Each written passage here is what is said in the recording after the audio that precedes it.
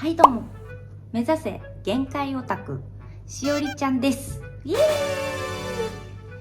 ちなみになんですけど、しおりちゃんのちゃんはチャンネルのちゃんになります。浅い。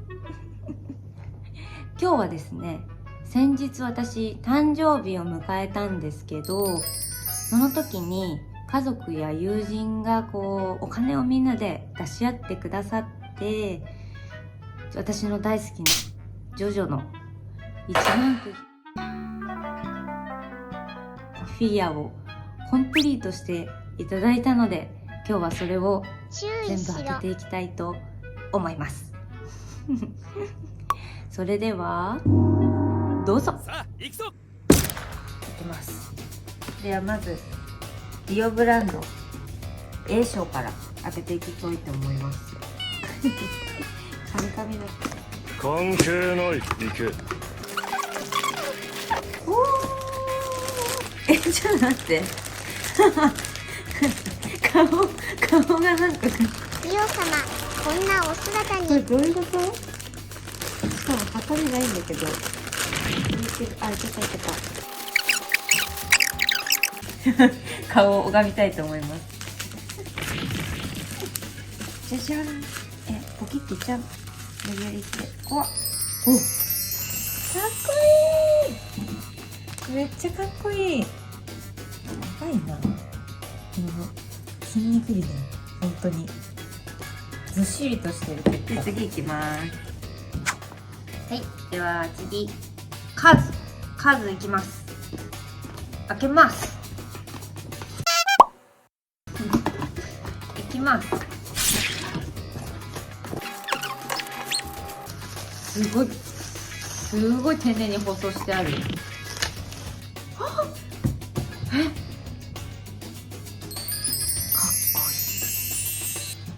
っこいい。すごいよなんかめっちゃハレンチ。美しいや。でもすごい髪の毛の感じとかすごい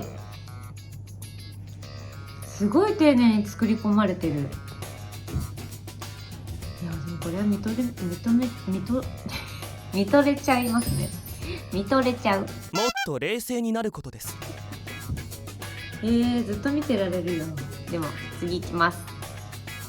はい、次もディオ様です。いきます。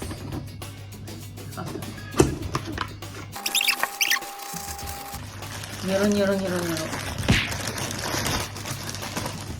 ロ。うわ、色白い。おお、名シーンですね。貴様見ているな。見ているなでもなんかこの回の第3部ですかね。3部のこの回のディオ様は結構名シーン多いですよね。個人的にすごいやっぱ印象に残ったのが実によく馴染むってやつとか、やっぱ有名なのだとロードローラーだみたいなやつですよね。ロードローラーだもう一回見たくなっちゃったな。個人的にそのハートのベルトが気になるこれね、膝もハートや。これね、膝ハート膝ハート。なんかこんなに最強で、なんか悪の中の悪っていう悪の救世主なんですけど、それだけどここは可愛いみたいな。メルヘン。そうこのまたギャップもいいですよね、ジョジョのね。このギャップがいいのよ。最強なのにってやっぱちょっとね、こういうところにキュートさを感じるこの先生のね、天才だと思うやっぱ第3部は人気ですからね。結構この回人気なのよ。ファンも多い。もう一回見ようじゃあ次行きます。はい、では次はキラヨシカゲ。来ましたね、キラヨシカゲ。ジョジョの中で最も私がサイコパスかなって思う中の一人。女性の手がすごい好きなんですけど、キラヨシカゲって。それをね、いやこれネタバレなのかな。なんかこう好きすぎてこう手を持ち歩くっていう、なんかこうそうバレないようになんか袋とかに入れて持ち歩くんですけど、でちょっと匂いがしてきたらもう次のねターゲットを見つけてみたいな感じなんですよ。でも本人は全く悪気なく平凡に暮らしたいって思ってるんですね。だからこういろんな人にこう殺人鬼がこの町にいるって言って騒がされててもこう見つからないように逃げまくるみたいな、なんか悪役にしては珍しいなって思うんですよ。普通だって悪役ってこう静かに暮らしたいからとかあんまりないですよね。やっぱ目立つ世界を征服してやるとかなんかいろいろあるじゃないですか。キラヨシカゲに限っては違うんですよ。じゃじゃん。このスーツ印象的なんですよね。この色。この色のスーツってなかなかやっぱ今の時代は見ないですよね。オーダー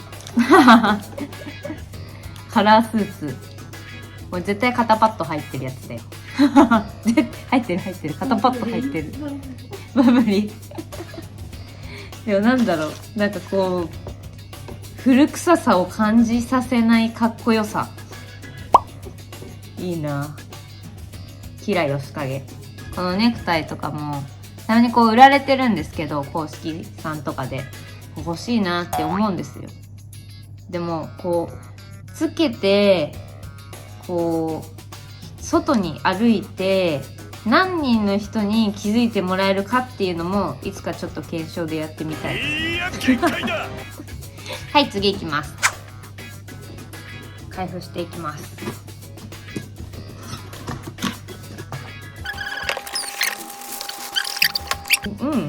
風呂に使ってるんだが。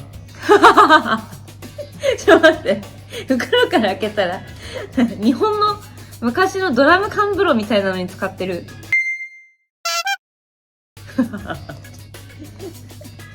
なるほどね。よいしょ。おお。いやー。ディアボロ。ギャングスター。ボスなの。ボス。誰も顔を見たことないみたいな。会ったことないとか言って、二重人格ですね。ドッピオとディアボロ。二人いるんです。で、ドッピオの方は、なんかこう、心優しくて、なんかこう、忠実な感じな男の子なんですけど、まあ、ディアボロは、こっちが本体ですよね。マフィアのボスコードッピオに、こう、命令することあるんですよ。自分自身の。で、なんかドッピオの部分になってる時は、プルルプルってなんか電話が鳴るんですけど、その電話も、なんかその辺にあるもの、なんかカエルとかでガチャって取って、はいボスみたいな感じで、ドッピオがこのディアボロと一人で、なんか二役みたいな感じで、こう、あるんですよね。演じるシーンが。もうそれも衝撃的で、最初見た時に、そんなことってあるみたいな。なんかほんと、ジョジョの奇妙なね、物語ですけど。面白そう、面白いのよ。あ、待って。ダメだ。ジョジョの奇妙な冒険だった。タイトル間違えるってやばいよね。奇妙な物語ってもう、あれじゃん。あれ、世にも奇妙。タララララタララララ混じった。やばい。なんかここでね、こういうのね、出ちゃうよね、私ね、いつもね。なんかごっちゃ混ぜになっちゃうんですよね。いろんな情報が、ちょっと頭がね。すいません。そうそう。ね、話飛んじゃったよ。次。うん。次はい。次行きます。プッチ神父。6部はもう空城城太郎の子供の空城ジョリーンの話ですね。ジョリーンが監獄に閉じ込められる話なんですけど、そこから物語がスタートしていって、でその黒幕ですね、6部の黒幕大ボスがこのプチ神父っていう感じです。肩になんか肩にストール巻いてるお上品ですね。プチ神父っぽいやつ。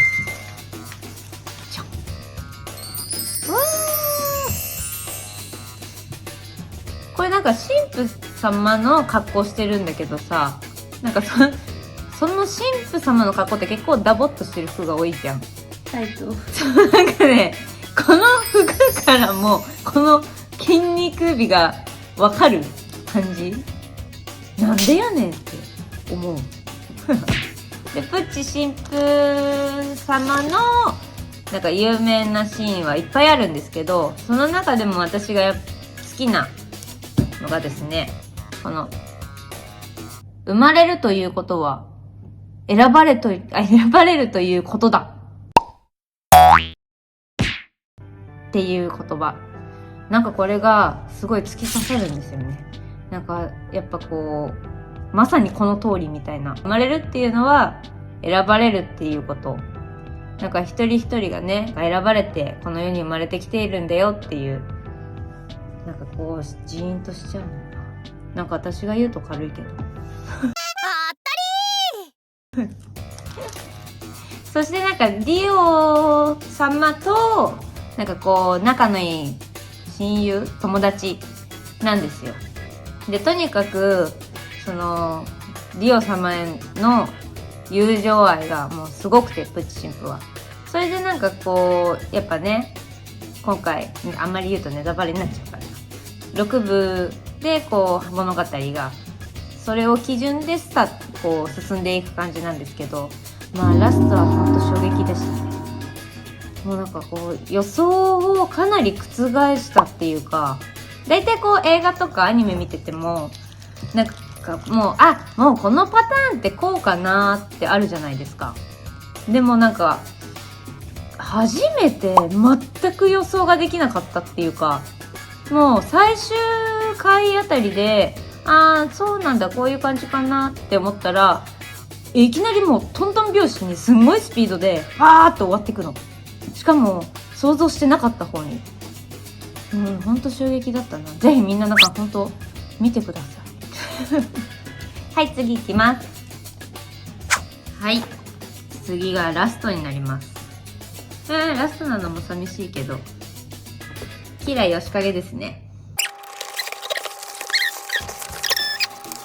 人気高いんですよね、ジョジョのね。もちろんなんかみんなね魅力的なキャラクターが多くて、ディオ様とかも結構本当に圧倒的人気だったりするんですけど、でもなんかその中でもやっぱキラヨシカゲもかなり人気の高い悪役のキャラクターっていうか、今回のこの一番くじってジョジョの魅力ある悪役たちにスポットライトを当てた一番くじだったので、もう本当に神これですね。いやなんかバカリアル。もうなんかどういう髪型してんのっていう感じでしょ本当にでもまたそこがいいね。だがそれがいいっていう違うアニメ。違うアニメだね。でもなんかやっぱキラヨシカゲといえばあれですよね、名言は。いいやおすね。いいや限界だ。いいやおすね。もうあれ一択に限る。まあいっぱいあるんですけどね、他にも。もう最強。見た時になんかこれどうやってキラヨシカゲ倒すのかなって思ったもん、みんな。でもこういう感じかって倒した時もやっぱネタバレになっちゃうね。いやでもなんかそのキラヨシカゲの最後もなんかこうちょっと意味深かったな。それでそんな感じでそっか倒れちゃうかみたいな。でもなんかそこもまたね良かったんですよね。で結構4部って人気高いですからね。なんかこう絵の感じとかも急にねなんかこうコミカルな感じになって見やすいんじゃないですかね。結構ジョジョ初心者とかこれからでもやっぱ一から見てほしいかな。スーツの色薄い。薄い？ああ、白っぽい感じだね。さっきのオーダーのスーツと違ってなんかネクタイキラヨシカゲのですね、ネクタイも色が違うんですよね。さっきのはなんかこうピンク紫みたいな感じだったんですけど、こっちの方はちょっと緑っぽい感じになってて、あ、うち思い出したよ。キラヨシカゲの名言で好きな言葉、運命とは命を運ぶと書いて運命みたいな、なんかその言葉がめちゃめちゃなんかね、初めて見た時になるほどね、やっぱ天才だな本当に。はい、今一通り開封が全部終わったんですけど、皆さんは好きなキャラクターって、推しのキャラクターはこの中にいますでしょうか？私が個人的に推してるのは好きだけどやっぱかな、シンプルにかっこいい、もうパーフェクト、何もかもが。でもこのチャンネルを最後まで見てくれて本当にありがとうございます。よかったらチャンネル登録、高評価、コメントよろしくお願いいたします。バイバイ。レベラー